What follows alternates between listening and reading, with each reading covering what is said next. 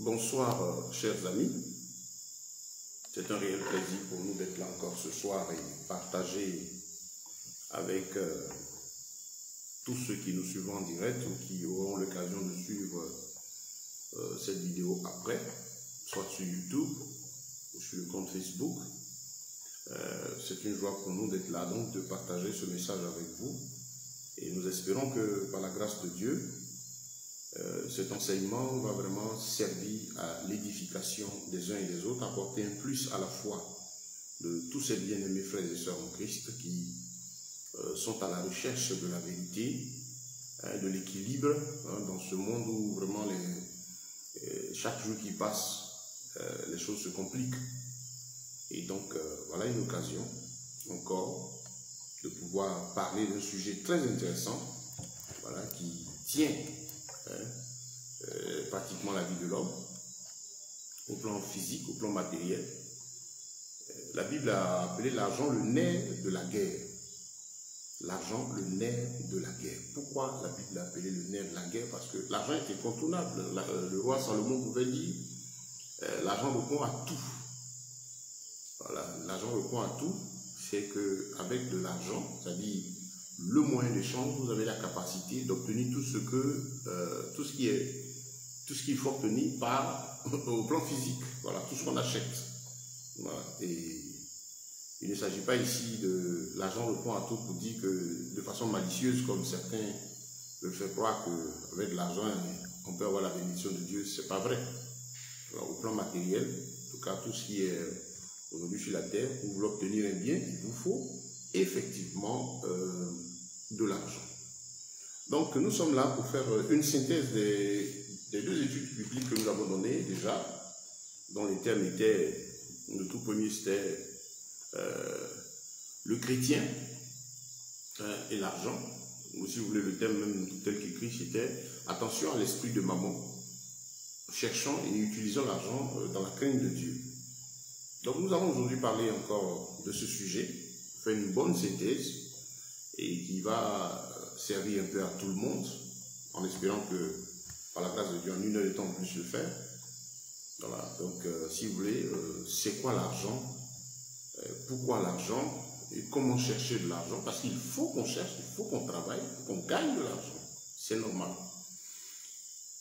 L'histoire de l'argent, vous savez, dans le livre de Jean, le chapitre 1, j'aime bien ce passage qui nous dit « Au commencement était la parole, et la parole était avec Dieu, et la parole était Dieu, et tout ce qui existe a été fait par cette parole. » Parce que rien de ce qui existe n'a été fait voilà, sans la parole. Tout est passé par la parole. C'est par la parole de Dieu que tout existe. C'est Dieu qui a appelé à l'existence tout ce que nous voyons.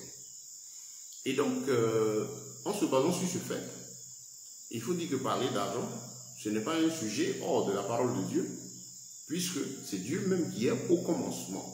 Donc il est bon d'aller dans l'essence même de la parole, dans les bases, pour comprendre ce que la Bible dit. Et une fois bien compris, nous savons comment marcher.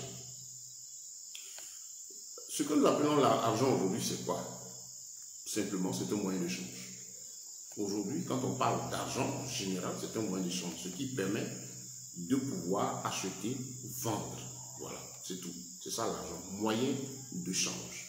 Maintenant, il faut retenir que l'argent a plusieurs formes aujourd'hui. Nous sommes à l'époque aujourd'hui de l'argent fiduciaire, c'est-à-dire matériel. Vous avez les pièces, les billets de banque, et qui est en train de faire une transition vers une autre forme d'argent, qui est l'argent numérique, c'est-à-dire digital.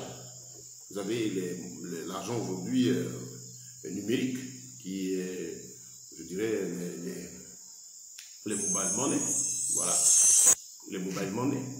Vous avez l'argent, voilà, digital, et l'argent aujourd'hui cryptographique, avec l'émergence et la dominance de l'outil informatique. Voilà, donc on a l'argent qui se digitalise de plus en plus, et dans le domaine des monnaies digitales, vous avez d'autres types, plusieurs classes. Les monnaies digitales simples, on a parlé des mobile money, des valeurs des monnaies, en tout cas des valeurs qui n'évoluent pas.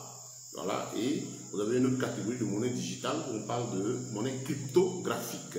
Ce sont des monnaies aussi numériques, mais qui prennent de la valeur en fonction des lois de marché. Voilà. Et dans ce même domaine, vous avez en tout cas deux types aussi de crypto-monnaies maintenant. La première qu'on a connue, ce sont les monnaies fluctuantes, avec en tête la monnaie qu'on appelle le Bitcoin, qui évolue sur le marché au gré des spéculateurs. La valeur monte, descend, voilà. Donc ça c'est la première génération de monnaie cryptographique. Vous avez la deuxième génération aussi de monnaie cryptographique qui est en train de se mettre en place pratiquement.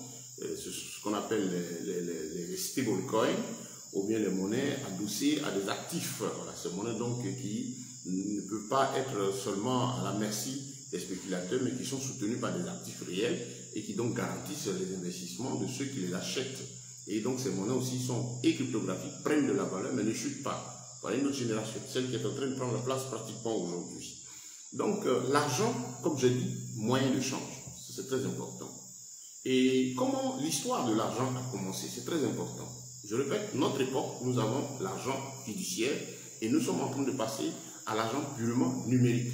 Si vous suivez l'évolution des choses au niveau du monde économique, du système économique mondial, vous verrez que tout est en train de se digitaliser et que l'argent matière est en train de disparaître. Qui parle d'argent parle de valeur. En fait, on veut acheter quelque chose, on veut un bien, il a de la valeur. Et la valeur, elle est estimée par celui qui produit sa chose. Maintenant, il a besoin de quelque chose qui aussi est matérialisé, qui matérialise un peu la valeur de ce qu'il propose. Par exemple, je vais acheter une voiture et celui qui estime la voiture va dire par exemple que la voiture est à 1 million. Voilà. Bon, maintenant, il faut trouver quelque chose aussi qui symbolise 1 million, qui est conventionnel, acceptable, que lui peut prendre en retour et puis vous remettre son bien. Donc, parler d'argent, c'est parler de valeur.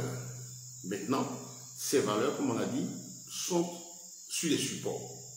Nous avons été habitués depuis il y a plus de 40 ans, 50 ans, à l'argent fiduciaire, c'est-à-dire matériel, des billets, des pièces, des supports physiques sur lesquels sont imprimées des valeurs.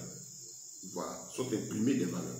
Quand vous voyez un billet de banque, ce qui fait sa valeur, ce n'est pas la valeur du billet, il y a déjà, par exemple, vous avez la valeur du billet même qui est écrite, plus le numéro de série qui donne une valeur à cet élément-là. Donc c'est ça. Donc vous verrez que l'argent, ce sont des valeurs imprimées sur des supports. Comme de notre époque jusqu'à ce jour, pratiquement, vous avez encore l'argent fiduciaire, c'est-à-dire les billets, ce qu'on peut toucher, qui existent, mais qui est en train de migrer vers l'argent numérique digital. Vous devez donc comprendre que quand on parle d'argent, on parle donc de moyens de change qui évoluent, qui prennent des formes en fonction de l'évolution de l'intelligence des hommes, de l'évolution des technologies, de l'évolution de tous les moyens de communication. L'argent, donc la forme d'argent tient compte de cela. Pourquoi aujourd'hui on passe pratiquement à l'époque de l'argent numérique? C'est parce qu'aujourd'hui nous sommes dans le monde où tout se digitalise. Voilà, par exemple, nous sommes sur Internet, un mode de communication instantané et par lequel je peux parler à X, je peux faire ceci. Et donc, il se pose la nécessité d'avoir un moyen de change aussi spontané et rapide qui permette aussi de gérer plus vite les transactions. Et donc, ceux qui étudient le système de change et les moyens se sont rendus compte que, tiens, il faut adapter le moyen de change au mode de vie des populations, au mode dans le temps. Voilà. Donc, pour ceux qui ont du discernement, qui remarquent, vous verrez que tout est en train de partir vite. On a besoin plus vite de faire des transactions, on a besoin d'aller un peu plus vite.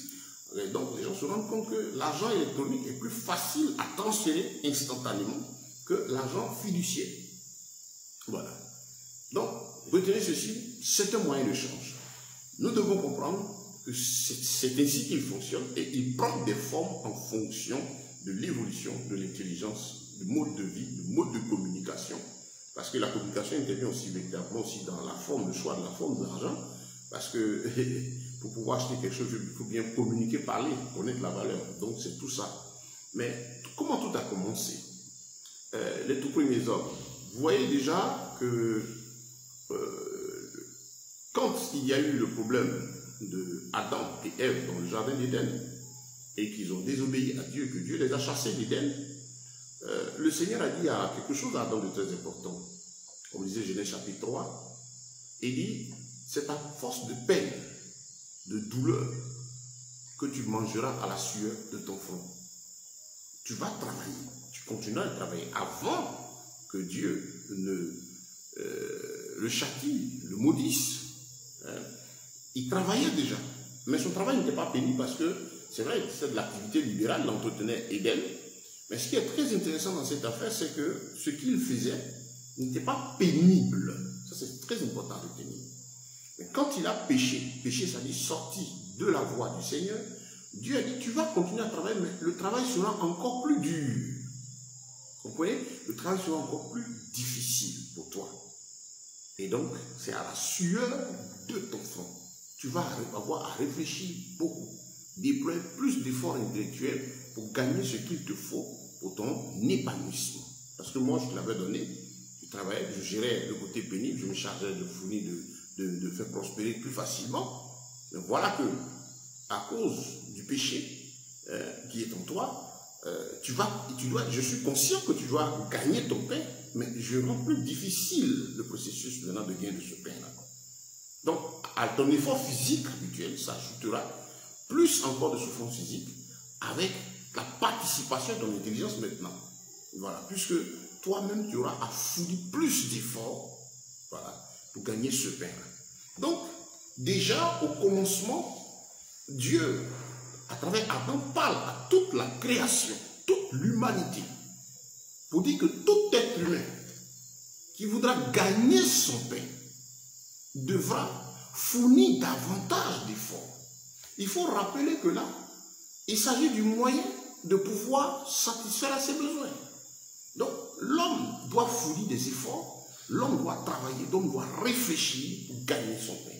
En rappelant ceci, que parler de tout ça, c'est parler du travail, la fourniture d'efforts.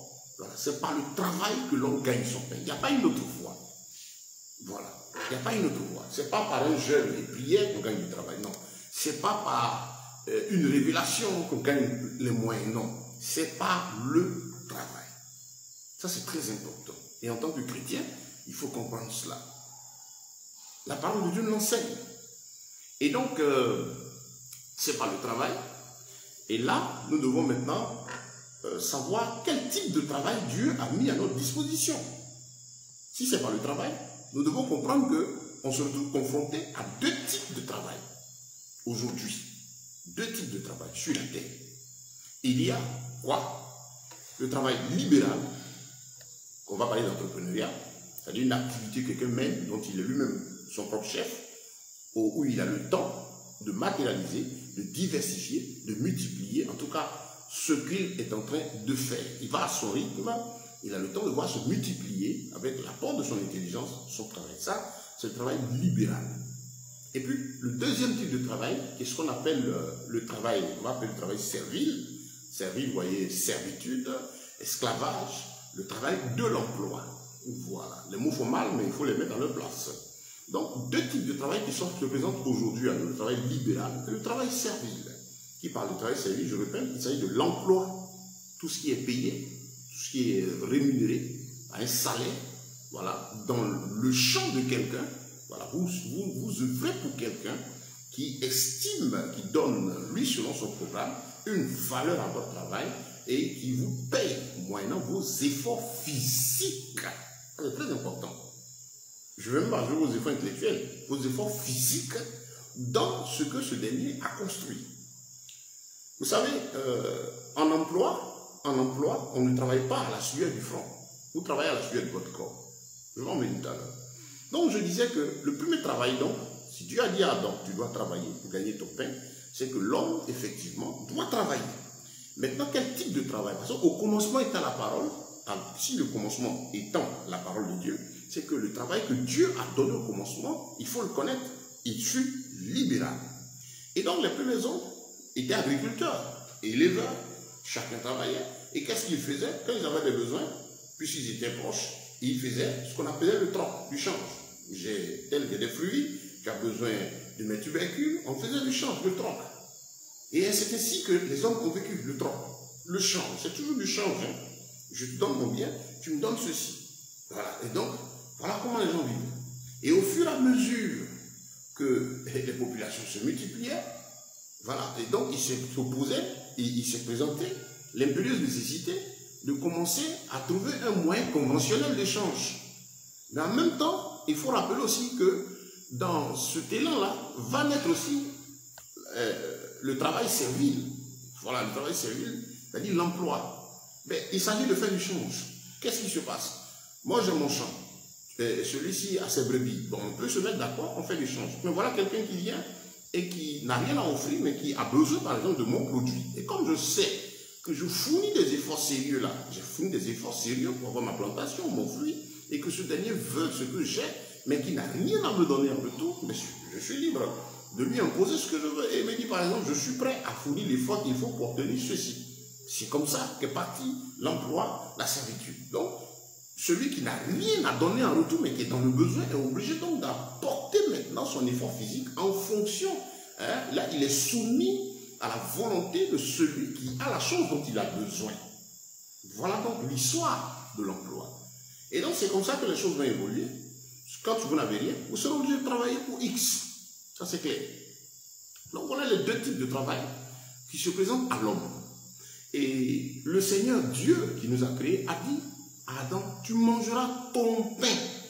Ça dit ce qui va te donner la paix, hein, la paix physique, l'épanouissement physique, là, ce qui est à toi, cette liberté physique, là, tu l'auras par l'entrepreneuriat, par le travail libéral. Ça va te demander des efforts, ça va te demander de l'énergie, mais tu gagneras ton pain. Et donc, c'est une parole que Dieu a prononcée en Adam, qui est un ordre donné aussi à la nature de rendre à quiconque va appliquer ce principe. C'est ainsi que, depuis lors jusqu'à ce jour, toute personne qui se met au travail, qui applique, qui apporte son intelligence à développer, exploiter le talent, le don qui est en lui, le multiplier avec persévérance, affrontant les difficultés, les épreuves, persévérant, continuant, allant jusqu'au bout, forcément arrivera un moment où il s'épanouira. Et donc, plus j'ai mon entreprise qui commence petit, et quand elle va grandir, plus elle sera grande, plus les revenus seront importants, plus je diversifierai les sources de revenus, alors plus je m'épanouirai. C'est ainsi que vous verrez que dans ce monde, vous avez une catégorie de personnes qui malheureusement est la minorité. Dominer cette catégorie, c'est qui? Ce sont des gens qui ont, au départ, vous avez l'histoire de beaucoup de personnes, même de notre temps. Mais regardez tous ces riches dont on parle. Tous ces hommes, par exemple, qui emploient des multitudes. Demandez-leur comment tout a commencé. Ben, vous comprendrez et ils vous diront leur histoire. Ils ont sué, ils ont accepté de fournir de l'effort physique suite au déploiement de leur intelligence. Donc, ils ont bâti. Et donc, ce n'est pas par hasard qu'ils se retrouvent avec une certaine prospérité matérielle. Et là, pour obtenir la prospérité matérielle, l'abondance matérielle, on n'a pas besoin d'être chrétien. Ce n'est pas, comment on appelle, ce n'est pas une condition pour gagner de l'argent. C'est-à-dire avoir de l'abondance, avoir ce qui est utile, qui me permette de m'épanouir, d'avoir de quoi échanger, de quoi obtenir mes besoins. Ce n'est pas la condition, c'est pas être chrétien. Dieu a donné cela à toute la création. De sorte que quiconque entreprend, c'est-à-dire ce maître qui a compris que la liberté, la tranquillité matérielle s'obtient par le travail libéral, pas le travail servile. C'est très important, pas par l'emploi, parce que celui qui est en emploi n'aura jamais de paix. Parce que quand on est employé, vous travaillez, c'est vrai, mais ce n'est pas le travail que Dieu a donné qui donne la paix. Vous m'écoutez très bien. L'emploi n'est pas ce que Dieu, le premier travail que Dieu a fait. L'emploi est né suite. Il a suivi le travail libéral. Ce que Dieu a donné à l'origine fut libéral et l'emploi est venu parce que celui qui devait travailler libéralement ne le fait pas. Il est dans le besoin. Donc celui qui a ce qu'il faut et donc pour satisfaire celui qui n'a pas quelque chose à échanger, voilà, donc ce dernier-là est obligé d'aller travailler pour celui qui a ce dont il a besoin. Je ne sais pas si on se suit, puisqu'il s'agit de faire du change. J'ai besoin de manger du pain. J'ai besoin de manger du pain. Mais le pain, c'est à la boulangerie. Pour avoir le pain à la boulangerie, mais il faut avoir de l'argent. Il faut avoir l'élément conventionnel aujourd'hui qui est le moyen de change pour passer à la boulangerie, donner et obtenir mon pain. Et le prix du pain est fixé par celui qui le produit. Il y a une corporation, il y a toute une organisation derrière, ce sont eux qui décident du prix de telle denrée. Et donc, si moi j'ai besoin, il me faut avoir ça. Quand vous avez ça, vous allez tranquillement pouvoir vous échanger. Mais si vous voulez du pain et que vous n'avez pas quelque chose à donner en retour, alors qu'il vous faut le pain, ben vous allez voir là-bas, et le propriétaire, par exemple, de la boulangerie va dire, ben tiens, viens travailler, viens pétrir, par exemple, la farine, et puis bon, si tu le fais pendant temps, voilà ce que je vais te payer, qui va te permettre d'avoir ton pain, voilà. Donc, si vous n'avez rien à donner pour obtenir le produit dont vous avez besoin, vous êtes obligé d'être employé. Pourquoi nous travaillons? Pourquoi des gens sont employés? Pourquoi des gens sont dans des services? Pourquoi vous êtes employé? Moi, je ne suis pas employé, je suis entrepreneur. Pourquoi? C'est justement parce qu'il vous faut vous chercher les moyens. L'objectif de tout travail, de tout emploi, c'est les moyens financiers. Voilà. Ce n'est pas pour plaire au patron. Quelqu'un va faire de longues études, ce n'est pas pour aller plaire à la boîte. Et c'est parce qu'il cherche un emploi. Bon, il y a ceux qui se disent que je ne sais pas, il cherche un emploi où il va lui générer assez de revenus. L'objectif, c'est ça. Donc, tout ce qu'on fournit comme effort, c'est l'objectif, obtenir l'argent, le moyen de change. Donc, c'est pour dire ceci qui est très important à retenir, de gagner son pain est différent de travailler en tant qu'employé. C'est le travail libéral, le travail entrepreneurial qui vous permet d'arriver à avoir votre pain qui vous appartient, ce moyen qui est à vous, que vous pouvez multiplier. En entrepreneuriat, en activité libre, libérale, il est possible de diversifier, il est possible de multiplier. Vous commencez petit, vous avez la possibilité de faire grandir avec la participation de votre intelligence. C'est ce travail-là que Dieu a béni. C'est lui qui se multiplie, c'est lui qui apporte la prospérité. C'est pour vous dire donc que si ce n'est pas ce type de travail que vous menez, que vous êtes en activité salariale, c'est-à-dire en activité servile, dans le travail servile, vous n'aurez jamais la liberté. C'est-à-dire la liberté matérielle. Pourquoi? Parce que vous avez une contrainte. Vous avez des rêves, des vues d'esprit, vous êtes dans le service, vous avez des rêves, mais vous êtes dans le résultat de la pensée de quelqu'un. Quand on est employé dans un service, le service appartient à quelqu'un, appartient à l'État, c'est quelqu'un qui a réfléchi et qui a conçu sa chose. Et donc vous venez travailler dans son champ. C'est lui, son service, c'est lui le résultat de la sueur de son front. Et vous venez faire un apport physique pour faire marcher et produire la chose. Et donc lui, il vous emploie dans l'objectif, ce n'est pas pour vous faire plaisir. L'objectif en vous employant, pourquoi on est employé dans ce service? L'objectif du propriétaire de la boîte, c'est d'obtenir son résultat, quitte à vous payer combien de francs pour que vous produisiez. C'est ça, votre travail, c'est de produire pour lui. Voilà. Donc celui qui est en activité servile, en emploi, si tu exerces un emploi, je suis en train de te dire de quitter ton emploi. Ce que je suis en train de te dire, c'est que si tu es en activité servile, tu ne peux pas obtenir ton pain. Tu auras, si vous me comprenez, le pain, c'est-à-dire le bien qui permet l'épanouissement, la tranquillité, tu ne peux pas. Au plan matériel, là, tu ne peux pas, parce que tu as une contrainte. Tu as 30 jours pour courir, ce que tu obtiens, il faut, ça fait plusieurs charges. Demandez à tous ceux qui sont salariés. Bon, rares sont les salariés qui arrivent peut-être à s'en sortir, c'est très rare. Je dirais plus de 98% de tous ceux qui sont salariés vivent au travail, fournissent des efforts physiques pour juste tenir 30 jours et continuer. Et celui qui vous emploie, c'est pas parce qu'il vous aime. Lui, son objectif est que vous fassiez tourner de sa boîte. Et si vous êtes productif, votre apport, vos efforts physiques l'aide à obtenir ses résultats. Même s'il faut faire des augmentations, il va le faire. Mais on ne peut pas multiplier votre source de revenus. Vous comprenez? Donc, il faut que ce soit clair dans la tête, selon la parole de Dieu, et qui est vérifiée dans la nature. Vous prenez, des gens parlent de ces riches, il y a beaucoup de commentaires, c'est juste. Prenez leur histoire au commencement. Vous avez des exemples bien connus. Tous ceux-là ont travaillé. Quand nous rentrons dans la Bible, qui est la base, l'homme le plus riche de tous les temps, c'est le roi Salomon.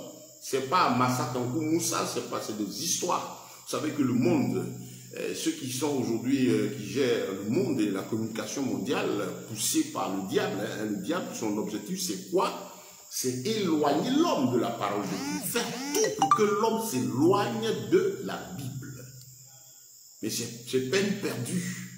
Parce que celui qui a créé le ciel et la terre a dit, il ne disparaîtra pas un seul trait de lettre de cette parole. Le ciel et la terre passeront, mais sa parole demeure. Donc tous les efforts qui sont faits aujourd'hui par le diable au plan communicationnel pour éloigner l'esprit de l'homme de Dieu sont vains. Sont vains. Parce que le Saint-Esprit est encore sur terre. Dans le Thessaloniciens, il est dit que l'Esprit de Dieu est encore là et c'est lui qui retient la puissance de Satan qui veut à tout prix s'imposer, détourner l'humanité carrément de Dieu. Ce n'est pas possible, vous ne pouvez pas. C'est peine perdue. C'est peine perdue. Le jour où vous allez pouvoir attraper le Saint-Esprit, vous aurez remporté la victoire. Mais vous ne pouvez pas. Donc voici, c'est très important de comprendre cela. Dans la Bible, allons voir dans la parole de Dieu. Je m'appuie sur là quand je donne mes cours d'entrepreneuriat, de formation en affaires. Parce que je ne fais pas de cours de développement personnel, non. J'enseigne le travail. Le développement personnel, il sort carrément de la parole de Dieu. C'est un truc qui est dérivé de certaines loges qui, vous savez, ont un développement personnel. C'est-à-dire il faut la culture de soi, de son intelligence, certaines dispositions mentales qu'il faut prendre pour atteindre un certain niveau. Bibliquement, c'est anti-biblique. Voilà, parce qu'on peut être entrepreneur. Moi, je suis entrepreneur, je fais des formations sans le développement personnel. Non, la Bible dit, à la sueur du front, c'est très clair. Mais il faut travailler.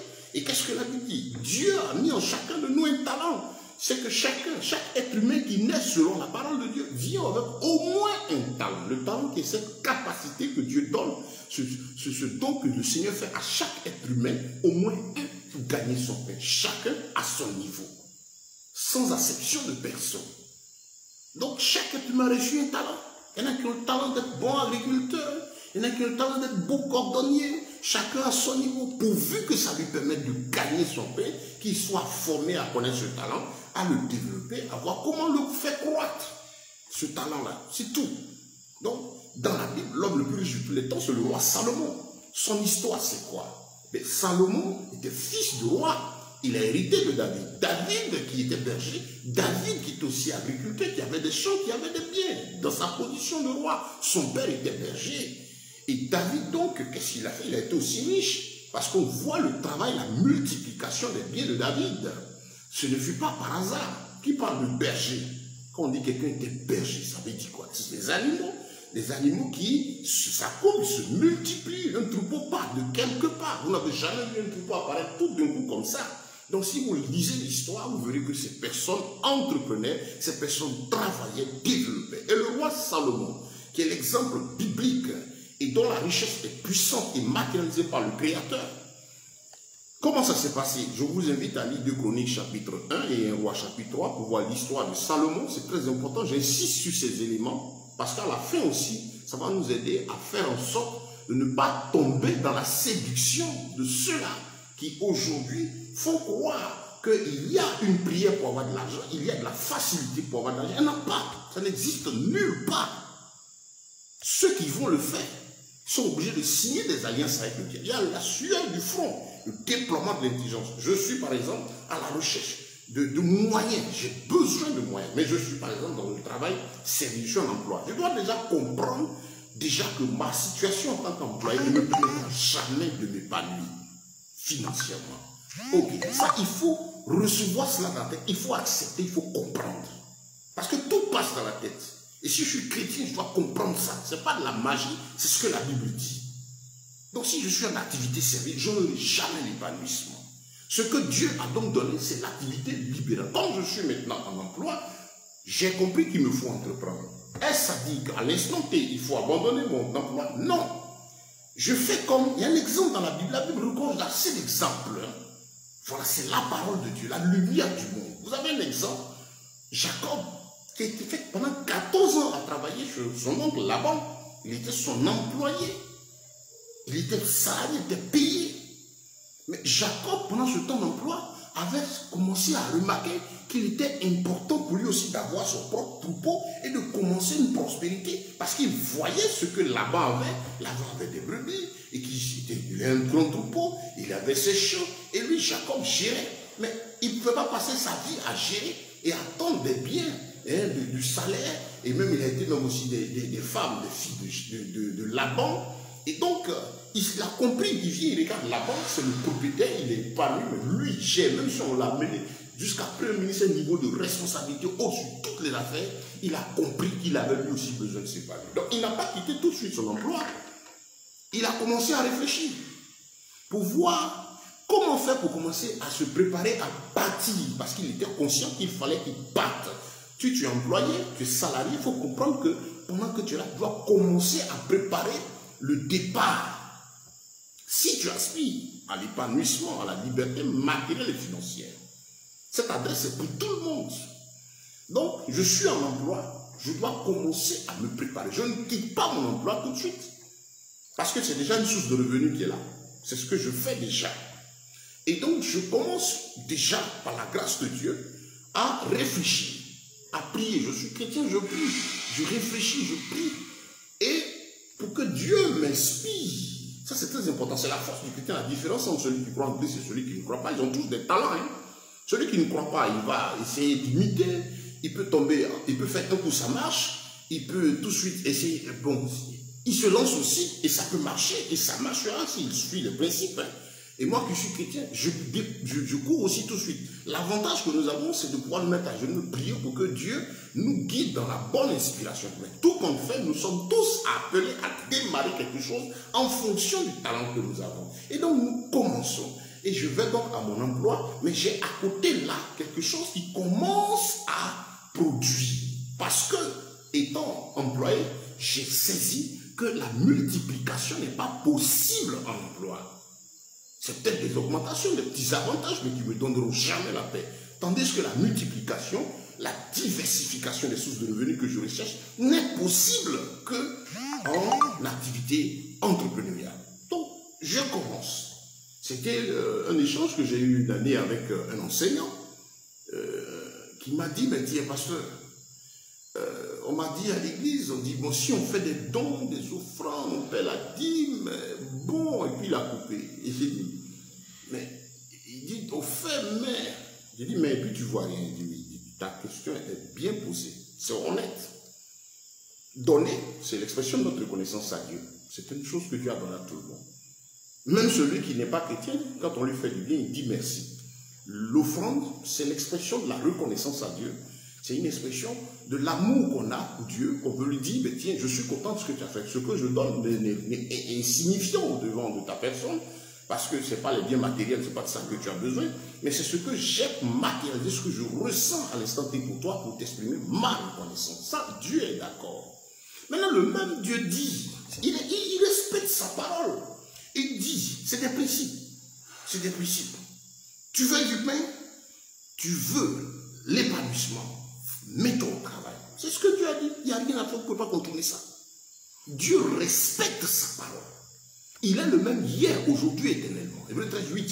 On aime bien ce passage qui dit qu'il est le même hier, aujourd'hui, éternellement, quand il s'agit des facilités de nos avantages. Mais quand il s'agit de comprendre que Dieu est exigeant, et Dieu respecte sa parole, c'est qu'on est fidèle et véritable. Il est fidèle. It's faithful. Plein de foi. Il est fidèle et véritable. Il a dit, je suis le chemin, la vérité et la vie. Tu t'engages sur la voie de Christ. Il faut que tu marches dans la vérité pour obtenir la vie pleinement. Ces trois choses vont ensemble. S'engager en Christ, comprendre, marcher dans la vérité, pas dans la contrefaçon, et la vie vient. Donc si c'est au plan matériel, pas par rapport à l'argent, il était clair. Le moyen de changer, ce qu'il te faut pour t'épanouir, c'est à la sueur de ton front par l'activité libérale. Donc je suis chrétien, je suis en emploi, je comprends tout de suite, voilà ce que Dieu dit. Et donc, maintenant je commence à prier pour demander à Dieu de m'aider. Déjà, je dois commencer à comprendre que c'est dans l'activité libérale. Si je reste dans ma prison d'emploi, je vais me fatiguer. Tu vas tomber sous le coup des gens qui ont choisi aussi la facilité.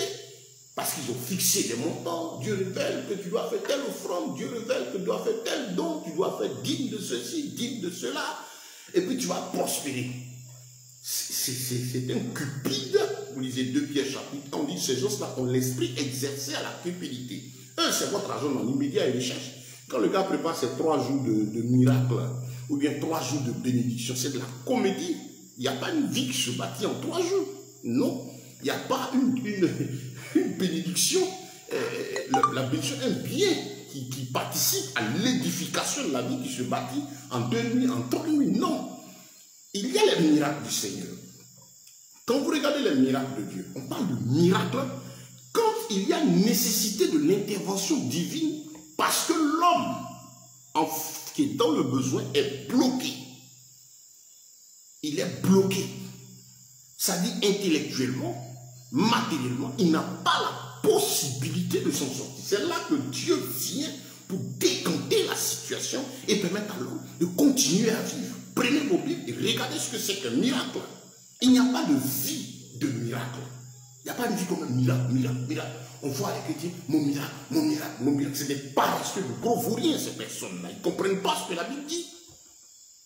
Chaque fois que Christ a opéré un miracle, c'est parce que l'homme était bloqué.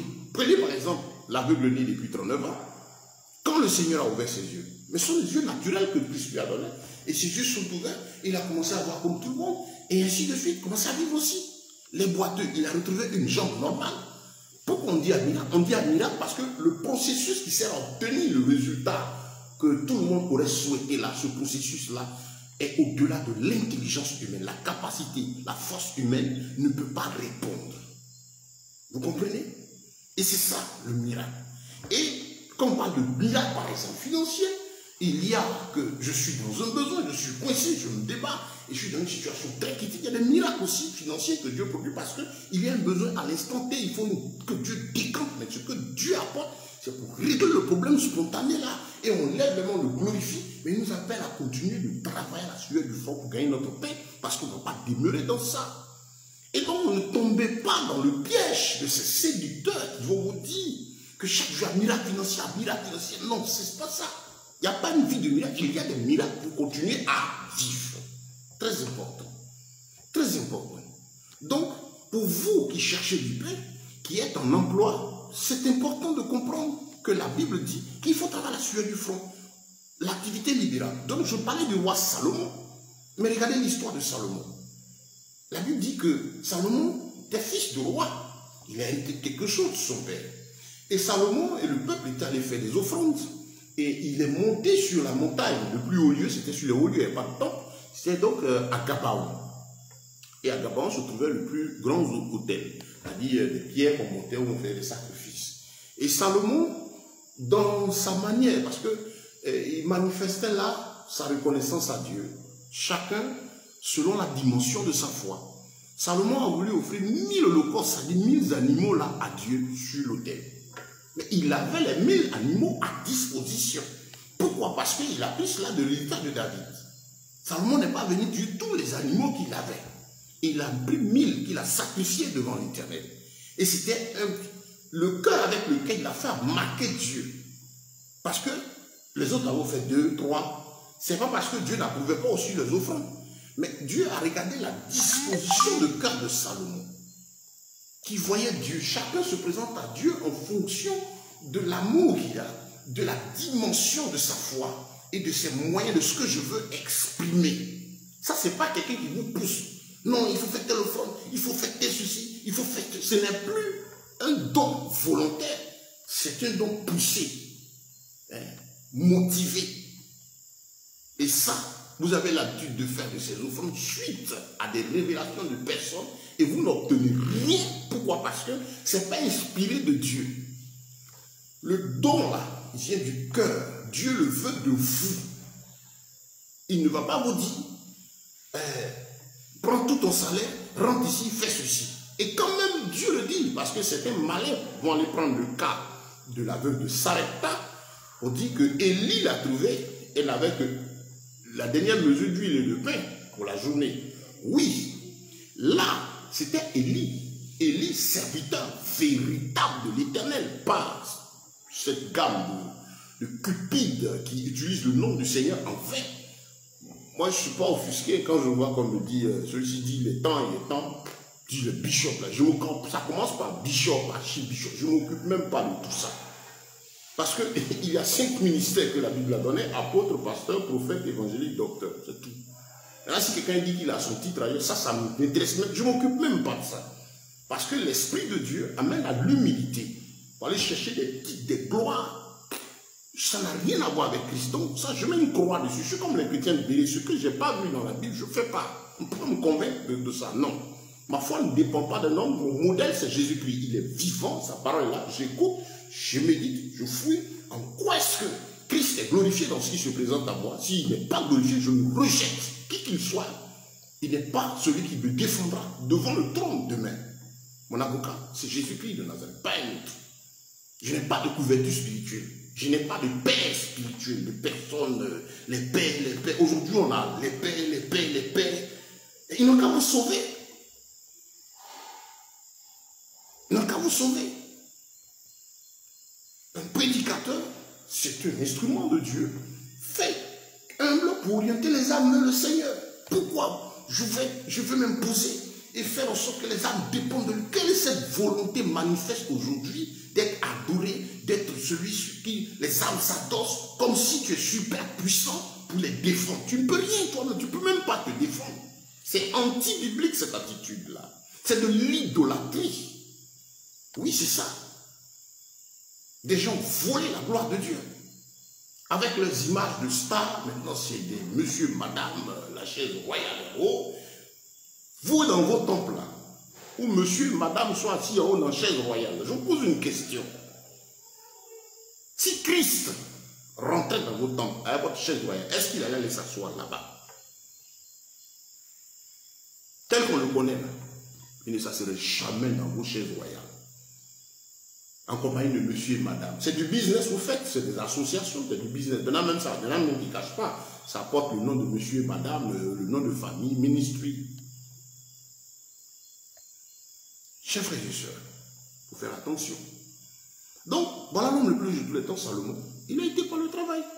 Donc, quand il a fait son offrande et qu'il est redescendu, il allait se coucher. Il était content de servir son Dieu. Ce n'était pas dans une intention intéressée. Et la Bible dit que Dieu s'est révélé à lui ce jour-là. 2 Chroniques chapitre 1, 1 Roi chapitre 3. Et Dieu lui dit, mais Salomon, demande ce que tu veux que je te donne. Quelle était la demande de Salomon? Sagesse et intelligence pour diriger le peuple de Dieu, parce que je suis jeune et mon père David a œuvré, je veux te faire plaisir. Dieu dit, mais j'ai ajouté 1 Roi chapitre 3, la Bible dit, dans 1 Roi chapitre 3, le Seigneur dit, la demande de Salomon plut à l'Éternel. Puisque c'est là ce qui est dans ton cœur, c'est dans le cœur, Dieu regarde pour faire apporter la grâce de la multiplication. C'est ça, parce que c'est lui qui fait croître. Il nous dit tous à l'entreprendre. Et maintenant, pour nous qui croyons en son nom, il y a sa grâce aussi qui vient maintenant multiplier, diversifier. Mais il faut forcément aller entreprendre. Moi, j'ai commencé l'entrepreneuriat par des petites affaires de 500 francs, de 200 francs. Et en tant que missionnaire, je faisais des tableaux que je vendais. Je faisais en mission pour faire des enseignements. Mais je travaillais dans du bois, sorti des versets que je vendais pour nourrir ma famille. Je faisais des petits trucs et je continuais mon chemin. Mais ayant accepté de commencer quelque part, la Bible ne peut pas nous briser les faibles commencements. Et quand Dieu voit cette obéissance, maintenant lui il fait croître. Mais tu es obligé tous les jours de travailler. J'aime les jours, je dis non. Et Dieu a battu une affaire, je suis là. Bon, comme le Seigneur a permis que j'arrive à tel niveau, donc je m'assois. Mais je suis obligé d'aller au travail. Et comme je pense que je continue de prêcher, d'enseigner, je vais au travail, je réfléchis, je continue à diversifier, entretenir ce que Dieu m'a donné. Dans la mesure du temps disponible. Et au fur et à mesure que le temps passe, je commence à être beaucoup plus occupé, plus de temps maintenant pour les champs de mission. Et donc, qu'est-ce que je fais? Ce que j'ai comme travail physique aussi, qui est source de revenus, je suis comme l'apôtre Paul. L'apôtre Paul a dit, nous avons travaillé, nous doit vous donner l'exemple. Et donc, je veille sur cela. Et comme cela me demande, je n'ai plus trop de temps maintenant, je prends mes dispositions pour que la chose puisse continuer de produire, mes descendants apprennent ce que je fais, et d'autres personnes apprennent à multiplier, ainsi de suite. Mais je ne baisse pas les bras parce que je suis appelé à travailler jusqu'à ce que mes deux yeux se ferment, que je remonte vers mon Seigneur. Donc, bien aimé, Salomon l'a fait, Dieu a parlé avec lui. Et qu'est-ce qui s'est produit? La Bible nous dit que la nuit, quand Dieu a parlé avec Salomon, Salomon a demandé sagesse et intelligence, et la Bible dit la demande de Salomon a plu à Dieu. Et Dieu a vu dans le cœur.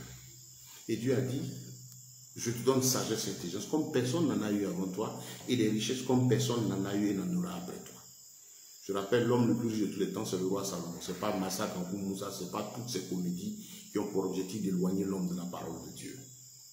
Jésus-Christ est le même hier, aujourd'hui, éternellement. Personne, aucune puissance, aucune loge mystique, aucune force, aucun sataniste ou quoi que ce soit. Votre maître, vous qui adorez le diable, Satan lui-même, là, quand il entend le nom de Jésus, il mord la poussière. Vous le voyez parce que vous l'adorez. Comme vous n'avez pas Christ, vous faites vos incantations, il vous apparaît, vous croyez que vous êtes fort, vous faites ceci, vous faites cela.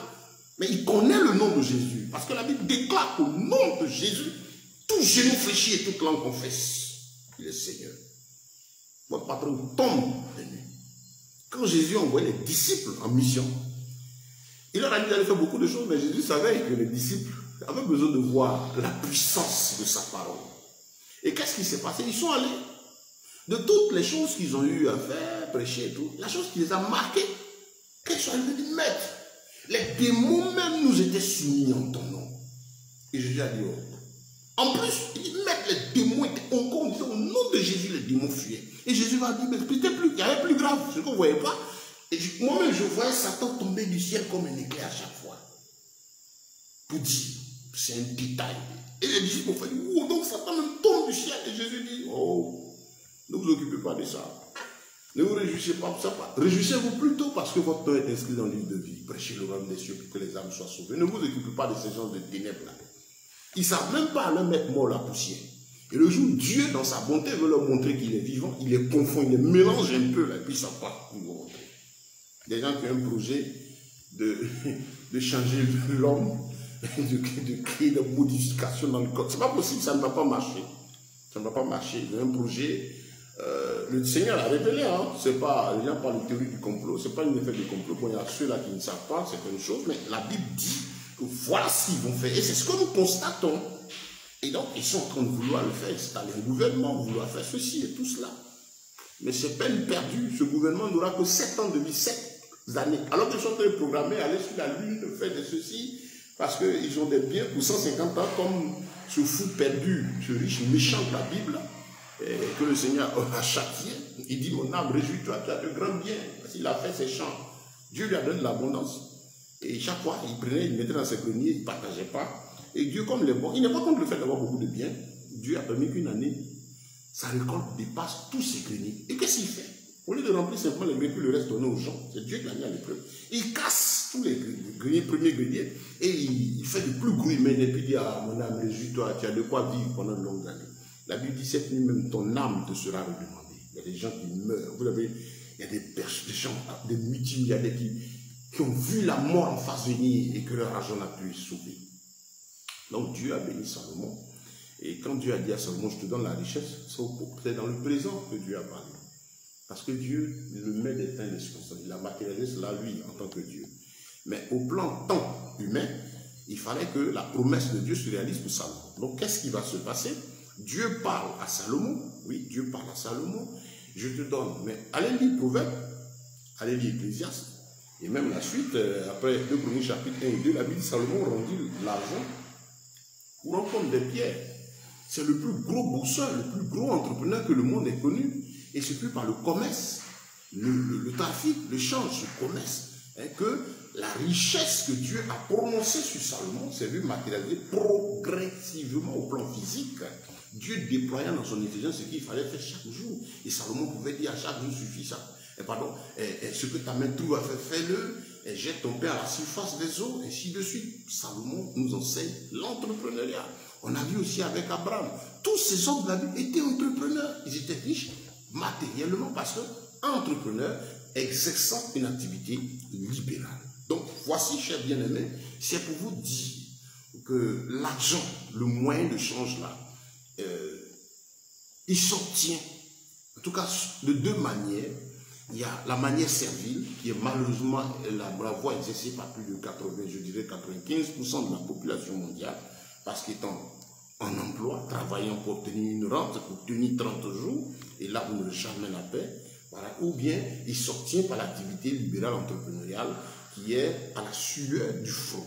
Donc je disais tout à l'heure, à vous qui êtes employé, vous ne travaillez pas à la sueur de votre front, vous travaillez à la sueur de votre corps. Parce que ce n'est pas votre intelligence qui a créé le système dans lequel vous êtes, pour lequel vous êtes en train de travailler. Donc voilà, il faut comprendre que Dieu veut que l'homme travaille à la sueur de son front, c'est-à-dire l'activité libérale qui apporte la prospérité. Maintenant, comme je disais, si vous êtes employé, c'est déjà très bien, vous êtes déjà sur la voie, mais vous devez comprendre maintenant que la volonté de Dieu est que vous commenciez à exercer quelque chose, une activité où la multiplication est possible. Je suis par exemple enseignant, je fais tel travail, on ne peut pas multiplier mon salaire. Mais pendant que vous le faites, vous commencez une petite activité à côté. Si c'est un élevage ou c'est quoi, vous allez voir que si j'ai pris par exemple une brebis et puis un mâle, un bélier, je les mets ensemble, ils vont commencer à produire, ils vont se multiplier. Si je prends un petit carré pour faire du maïs, je peux demain faire 6. Donc vous comprenez que en étant en emploi, vous devez commencer maintenant à diversifier, d'abord à commencer l'activité libérale à côté. Comme je disais donc à cet enseignant qui m'a dit que ben, tiens, je donne, je vois. Et je lui ai dit effectivement, tu peux même ramasser tout ton salaire, aller mettre dans le panier de front. Mais le retour financier, là, ça dit, la prospérité matérielle, c'est pas, Dieu n'a pas dit que si tu donnes l'argent, il donne l'argent. C'est ça. Il dit, je te bénirai, et la bénédiction spirituelle, morale, qui est le salut de notre âme. Et puis il y a la bénédiction matérielle, qui est matérielle au plan matériel, il dit, va travailler. Et moi, mets-toi au travail, maintenant, moi, je vais faire croître. C'est cela, c'est très clair.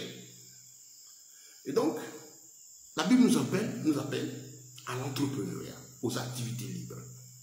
Si je suis employé, je dois comprendre que je dois commencer à entreprendre. Et donc, quand vous allez commencer à développer, pour vous qui êtes en emploi, au fur et à mesure que ce que vous faites à côté commence à produire, vous commencez, je vais à mon emploi, mais je fais même mon activité libre à côté, ça commence à grandir, jusqu'à ce que, au moment où je peux quitter maintenant mon emploi, parce que ce que j'ai mis sur pied là est en train de produire et produit au moins 2-3 fois plus que ce que j'ai en emploi, et j'ai constaté que ça atteint un niveau où j'ai besoin de m'engager maintenant en plein temps pour pouvoir continuer. C'est là que je peux démissionner.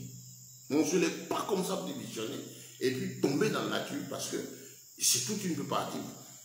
Donc voilà, ça c'est pour ceux qui sont salariés. Maintenant, celui qui a du temps, moi par exemple, j'ai appris depuis à travers mes livres, je n'ai jamais été salarié de quelqu'un d'autre. J'ai appris très tôt. J'ai connu le Seigneur très jeune et j'ai appris qu'il fallait travailler mes 10 doigts. J'ai appris à le faire et Dieu m'a conduit. Donc si vous avez le temps aussi comme ça, déjà que vous avez compris ça, c'est déjà intéressant. Ce qui est bien en entrepreneuriat, la souffrance c'est peut-être pour 6 mois, 1 an et demi, 2. Mais ça c'est les bases. Et quand ça commence à prendre au fur et à mesure, ça se développe maintenant, la chose s'en va. Demandez à tous ces grands hommes dont on cite les exemples aujourd'hui. Voilà, il y a tellement d'exemples qui foisonnent sur Internet, qui foisonnent aujourd'hui sur les réseaux sociaux. Mais des gens ont leur histoire. Donc, ce n'est pas le travail par la sueur du front. Donc, l'argent n'est pas obtention par la facilité. Non. Là, je parle donc de ce qui donne la paix et la tranquillité. La Bible dit que la bénédiction de l'Éternel n'est pas suivie de chagrin, c'est elle qui enrichit. En tout cas, quand tu passes par le travail, tu es tranquille. Voilà. Tu es tranquille. Donc, chers frères et sœurs, c'est pour vous dire que nous avons besoin d'argent, nous avons besoin de travailler, et c'est une obligation biblique de le faire. Ça fait mal d'être obligé de sister sur ça, parce que quand vous regardez les gens qui ne connaissent pas Christ, qui sont en face, ils entreprennent, ils se battent, et ils se moquent quand ils regardent un peu tous ces gens trompés, ces trompeurs. Le gars s'habille dans sa veste serrée, il est enfermé là-bas. Non, lui, son travail, c'est prier, c'est jeûner. Et quand il sort, les gens doivent faire des offrandes, tout ceci, voilà. Et parce que lui, bon, c'est sa mission, c'est comme ci, c'est comme ça. Voilà. Là, quand c'est comme ça, parler de Paul qui travaille les 10 doigts, là c'est pas bon. Là, Paul, c'était Paul, lui, c'est le nouveau, lui, il fait rien de c'est un paresseux. Et ce sont ceux-là qui n'ont pas maudit les gens quand ils n'ont pas obtenu leur pain suite à leurs 2-3 jours de miracles d'abondance. C'est de la comédie. C'est de la comédie. Il faut se mettre au travail. C'est très important. Ça concerne tout le monde, qu'on soit pasteur, qu'on soit quelqu'un. Il faut entreprendre. Il faut entreprendre. Il faut entreprendre pour aider les nécessiteux. Il faut entreprendre pour partager, apporter du secours aux nécessiteux. Jésus a dit aux apôtres, donnez-leur vous-même à manger. C'est ça aussi. C'est cela. C'est cela. Il faut cesser ces méthodes-là. Voilà. Et malheureusement, il faut dire que les responsabilités sont partagées parce qu'aujourd'hui, les gens ne veulent plus rien faire. Regardez notre monde aujourd'hui. Et ça, c'est général. Dieu a dit, par l'entrepreneuriat. Et vous avez des gens qui choisissent, ils disent, je ne veux pas entreprendre. Je veux simplement être une idole. Il faut chanter ce qui plaît aux gens, il faut faire talako, on va verser l'argent sur lui. Mais regardez la vie de ceux qui ont versé l'argent. Quelle vie mène? Une vie déséquilibrée. Une vie déséquilibrée, désolante. Vous avez une fois vu quelqu'un qui a travaillé à Suède, son frère prend son argent, venir jeter? Non. Mais regardez la jeunesse. Regardez les hommes. Regardez ce qui se passe. Quelqu'un qui a souffert de gagner son pain, il ne fait pas ça. Et même si tu as souffert de gagner ton pain, tu commences à faire ça par orgueil, tu vas payer après. Parce que c'est maudit à la fin. La Bible dit que la richesse est comme l'hirondelle qui s'envole, qui descend sur toi. Si tu n'as pas su l'attraper, il s'en va. Qu'est-ce qui se passe aujourd'hui? L'homme aime la facilité. Oh, prendre le temps d'entreprendre, supporter une activité. Quand on commence à construire pendant 1 an, 2 ans, 3 ans, se faire former, apprendre, c'est trop long. Au plan spirituel, maintenant aussi, bon, dans le milieu de la foi, je ne voulais même pas employer le mot de la chrétienté, dans le milieu de la croyance, c'est devenu un jeu. Le gars se dit, j'ai comme ça l'histoire de deux, trois entreprises, soi-disant prophètes, qui préparaient un programme, et puis l'un disait à l'autre, on va les couper. Dieu révèle qu'il y a une bénédiction de 100 000. Puis il y a des gens qui révèlent, ils ont 100 000. Dieu révèle qu'il y a une... Depuis quand Dieu a fixé le montant des offrandes? Depuis quand? Il prend un panier, et puis il a arrêté. Venez mettre, il va bénir. Et vous revenez parce que vous ne savez pas que Dieu a dit que c'est par le travail. Vous pensez que si vous mettez, on m'a appelé, je vois, on m'a appelé, j'ai une promotion. Demain encore, il est bloqué, il dit bon, il faut qu'il va pour avoir promotion encore. Dieu, tu as un emploi. Si c'est comme ça que tu vas fonctionner, tu auras des soucis. Voilà. Je ne dis pas que Dieu ne fait pas avancer. Mais Dieu dit, pour ton épanouissement, exerce l'activité libérale. Donc voilà, il faut faire attention. Nous cherchons les moyens, nous cherchons nos moyens, nous cherchons de l'argent, c'est-à-dire le moyen de change. Et on doit s'y mettre. Mais il faut le faire en veillant à ne pas tomber dans le piège de l'esprit de Mammon. Mammon, c'est le Dieu, l'esprit qui est derrière l'amour de l'argent, l'amour du moyen de change, l'amour de la facilité. Voilà, c'est ça Mammon, monnaie. C'est ça. Sinon, quand Dieu dit, à moi appartient l'or et l'argent, à Joël chapitre 2, verset 8, il parle des richesses vraies, c'est à lui, ça appartient. L'argent matière, or, diamant, c'est à lui, c'est lui qui a mis la terre. Et AG 2, verset 1 à 8. Pas AG 2, 8 seulement. Il dit, fortifiez-vous et travaillez. Donc, chers frères et sœurs, c'est pas le travail. Cessez de vous faire séduire. Cessez de vous faire tromper. À la jeunesse qui aime la facilité, cherchez à faire quelque chose. Et si vous êtes très jeune, mettez-vous au moins à la formation, apprenez.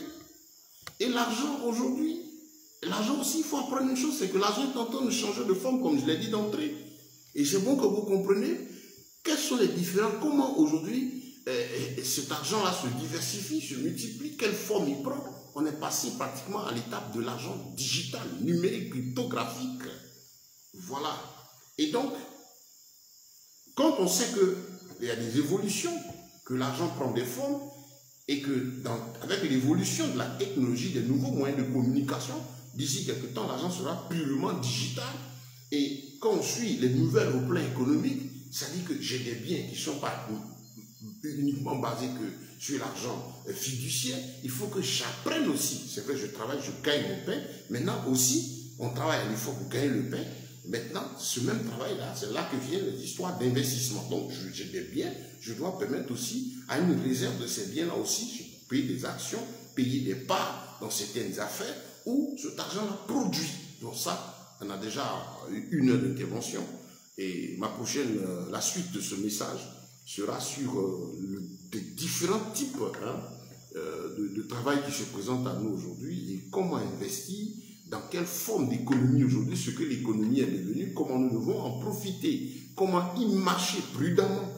Voilà, qu'est-ce que c'est que les crypto-monnaies, c'est de l'argent, la nouvelle forme d'argent, en quoi est-ce que ça nous intéresse? C'est un moyen de change, comme Jésus a trouvé la monnaie de César, c'est un moyen de change. Et il y en a plusieurs. Et en quoi est-ce que ça peut nous intéresser? Tout simplement parce que aujourd'hui, de la même manière que je ne peux pas parler de façon instantanée, je peux utiliser, voilà, j'ai besoin de cette forme d'argent parce que ça s'échange en banque dans les transactions. Donc, et comme c'est une monnaie qui prend de la valeur, comme si je peux acheter un terrain cadet et que j'ai compris que ça prend de la valeur, ces actifs numériques là aussi, je peux en posséder pour que ça prenne aussi de la valeur. Donc, il faut avoir la bonne information, la connaissance. Le Seigneur a dit, mon peuple est détruit parce qu'il lui manque la connaissance. C'est pas parce qu'on ne prie pas, c'est pas parce qu'on ne jeûne pas, c'est parce qu'on ne connaît pas. Donc, on est d'accord qu'il faut chercher l'argent à la sueur du front. La prochaine fois, on verra les différents types d'argent qui se présentent aujourd'hui à nous, les différents types qu'on a et comment les utiliser. Chers bien-aimés, que Dieu vous bénisse. Passez ce message, il est enregistré, sera mis sur YouTube tout à l'heure. Et diffusez-le, partagez-le. J'étais très heureux d'être là avec vous ce soir encore. Je suis le frère Ben et heureux de partager la parole de Dieu avec vous parce que c'est impératif. Les temps sont compliqués et le diable joue avec beaucoup de séduction pour égarer nos frères et nos soeurs. Notre rôle, c'est interpeller les bien-aimés. On doit chercher l'argent, c'est un impératif. Et les difficultés économiques du monde, les difficultés dans les nations, les prix qui augmentent, imposent une chose, c'est qu'il faut diversifier maintenant les sources de revenus. Si j'ai compris que je dois entreprendre, c'est très bien. Maintenant, je dois diversifier mes sources de revenus. Qu'est-ce que je peux faire? Je fais déjà telle activité et je suis obligé d'en faire une deuxième ou troisième. Plus les temps seront durs, plus vous aurez besoin de multiplier vos sources de revenus pour résister. Parce que les charges vont se multiplier. Et qu'est-ce qui se passe? Nos responsabilités se multiplient parce que nous sommes le poids de la famille, le poids, la pression autour de nous, les loyers qui deviennent chers. L'idéal, c'est d'avoir un logement, ce qui n'est pas une réalité vraiment en Afrique. Ici, c'est difficile. Donc, toutes ces choses se présentent à nous. Et comment est-ce que je peux tenir? C'est en diversifiant.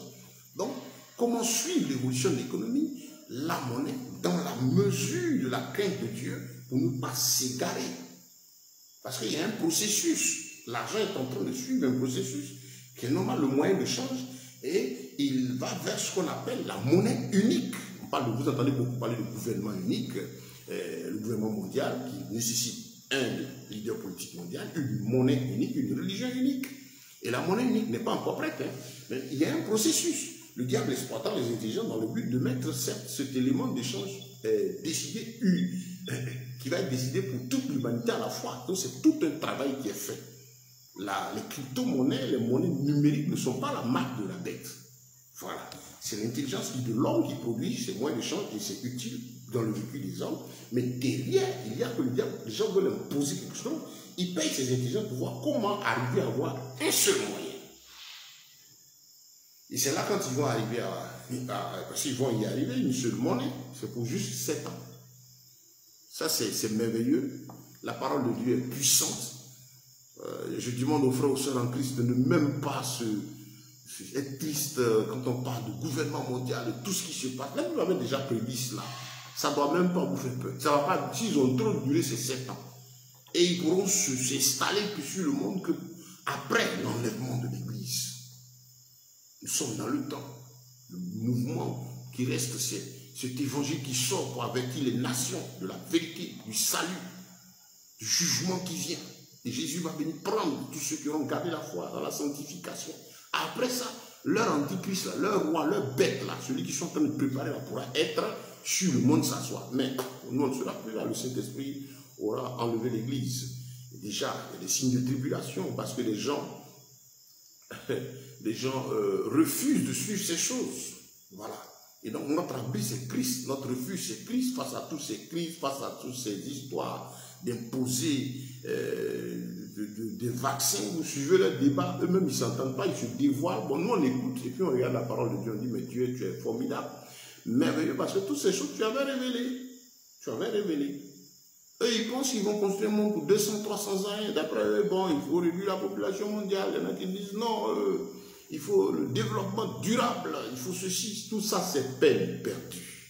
Parce qu'un seul est maître des temps et des circonstances, créateur des cieux, de la terre, de la mer et de tous, qui renferme, c'est le Dieu vivant, tout-puissant, le Seigneur Dieu, créateur des cieux et de la terre, qui n'est pas étranger à tout ce qui se passe. Il garde le silence, mais il continue d'agir. Et les gens, vous avez l'impression que vous êtes puissant parce qu'ils ne vous répondent pas, ils vous regardent. Mais quand il produit un petit signe, il vous dit que vous n'êtes que de simples souffles, ce Dieu existe, il agit encore. Gloire et honneur à ce Dieu. Au nom de Jésus-Christ que vous ne connaissez pas, vous entendez parler, vous le haïssez. Quand vous êtes plus élevé dans vos pratiques occultes, vous le reconnaissez. Vous savez qu'il existe, mais vous choisissez l'opposé, qui est le diable. Satan, maudit, rejeté, qui est votre maître. Mais Jésus-Christ est vivant, il est la porte du salut. Tout ce que vous fabriquez est nul. Parce que le temps, c'est lui qui le détient. Vous avez besoin de Jésus pour votre salut. Quand on regarde des documentaires, on voit des gens qui sont en train de dire, j'ai vu un documentaire sur une substance là quoi, adrénochrome, c'est du n'importe quoi. Une substance qui est produite, j'en découvre au plan scientifique, quand on fait peur à un enfant, il développe une substance, et cette substance, ça, s'il peut la recueillir, boire, ça les rend jeunes. Quels jeunes? Ils veulent même d'après espérer augmenter le souffle de vie, de crête. Il y a des gens qui disent qu'ils sont en train de faire des recherches pour voir s'ils peuvent lutter contre la mort, se vantant d'être sages. Ils sont devenus fous. Vous êtes devenus fous. Sans Jésus, c'est la folie. Revenez, le salut, c'est lui. Revenez, la vie éternelle, c'est lui. Et pour vous qui me suivez, qui avez Jésus-Christ dans votre vie, ces enseignements sont donnés pour nous aider à garder la foi, à être vigilants. Nous nous levons, nous allons à notre travail, nous allons à nos activités, nous faisons ce que nous avons à faire parce que nous sommes appelés, tant qu'on est dans cette chair, à s'en occuper, travailler, nourrir nos familles, nourrir autour de nous. Mais notre esprit est en éveil, nous n'oublions pas qu'à tout moment, celui que nous attendons, celui qui a donné sa vie à la croix de Golgotha, qui a été arrêté, crucifié. Les gens se réjouissaient. Il a été mis dans le tombeau. La mort pensait qu'elle était heureuse, mais tous les problèmes, parce que moins de 48 heures qu'il a passé dans le séjour des morts, ont fait trembler les entrailles de la terre, au point que la terre a vomi. La Bible déclare qu'il est ressorti vivant de son tombeau. Il est le seul de tous ceux qui se réclament prophète, dont le tombeau est bien connu, et il est vide. Jésus-Christ de Nazareth, ressuscité, assis à la droite du Père, puissant, la Bible dit qu'il est là, il intercède pour ceux qui espèrent en lui. Il est capable de tout. Ce Jésus-là est toujours vivant. Donc, bien-aimés, soyez fortifiés, travaillez, cherchez, comprenez. Ne vous laissez pas séduire. N'aimez pas la facilité. Nous sommes un temps où c'est dur. Et ce corps-là, la Bible dit que le règne des cieux est forcé. C'est plus violent. Au fur et à mesure que le temps passe, ça devient difficile. Travaillez, réfléchissez, priez Dieu. Tu as un emploi, prie. Seigneur, qu'est-ce que je peux faire qui peut diversifier mes sources de revenus, qui peut me permettre d'avoir de l'argent? Et donne-moi de ne pas tomber dans l'amour de la facilité, de la séduction. Et de savoir que mon esprit doit être en éveil. Parce qu'à tout moment, je peux être au travail en train de me lever le matin et Jésus va revenir. Nous sommes dans cette époque. C'est ça le disciple de la dernière heure. C'est ça le message de l'évangile. Répentez-vous car le royaume des cieux s'est approché. C'est ça. Notre espérance. La vie éternelle en Jésus-Christ. Gardez la foi jusqu'au bout. Et si vous ne l'avez pas, si vous m'entendez, donnez votre vie à Jésus-Christ. Il est le chemin, la vérité et la vie. La blessure, quand le monde a peur, quand on vaccine des gens, et à toutes les contrastes, toutes les difficultés, tout ce qui se présente, quand l'économie va s'effondrer, le monde ne n'offre plus de bonnes nouvelles. Et c'est ainsi, c'est parti, comme ça, jusqu'à la catastrophe. Quand on regarde aujourd'hui que l'homme va avec l'homme, la femme avec la femme, l'homme, un homme constitué homme, se transforme, ils ont trouvé des mots pour habiller le péché, l'abomination, la Bible dit le honteux, le discours fait dans le secret, comme un homme va aller se faire ôter son sexe et puis fendre, mettre ceci. Demandez-les donc pas, regardez leurs yeux, c'est rouge parce qu'ils n'ont pas de tranquillité. Vous ne pouvez pas lutter contre votre conscience. Parce que Dieu vous a créé pour que votre corps soit son temple. Et lorsque vous salissez ce temple, l'Esprit de Dieu vous parle et vous parlera jusqu'à la fin. Convertissez-vous. Car si vous ne le faites pas, la suite, c'est l'enfer, la damnation éternelle. Vous ne pouvez pas échapper à cela. Ce n'est que pendant que vous êtes vivant que vous pouvez le faire. Que Dieu vous bénisse. Que sa grâce et sa puissance nous soient renouvelées. Donc je vous invite, je crois, par la grâce de Dieu, vendredi prochain, on va poursuivre cette étude. Maintenant, on parlera maintenant des différentes formes d'argent. Comment les activités à mener, faire travailler son argent, ainsi de suite. Je vous ai dit, je suis missionnaire, je suis prédicateur, je suis entrepreneur, je suis travailleur, oui, et donc ça me permet, moi-même, le travail me permet de m'amener ma tête, de pouvoir avoir les moyens pour l'œuvre missionnaire, et puis être en aide aux nécessiteux, Et je déploie davantage d'efforts, je continue jusqu'à ce que Dieu trouve le temps et me dit, ben, tiens, tu as fini, remonte vers moi, parce qu'il faut que je le fasse, je le ferai jusqu'à la fin de mes jours, parce que c'est ainsi. Que Dieu vous bénisse, que toute la gloire et tout l'honneur reviennent au Dieu vivant, à Jésus-Christ notre Seigneur, soit toute la gloire, au nom de Jésus de Nazareth. Amen. Shalom à tous. Merci à vous tous qui nous suivez. Merci pour vos salutations. Grand coucou à toute la famille. Et puis, veuillez partager le message, le diffuser pour que d'autres puissent écouter et soient sauvés. Voilà. Merci.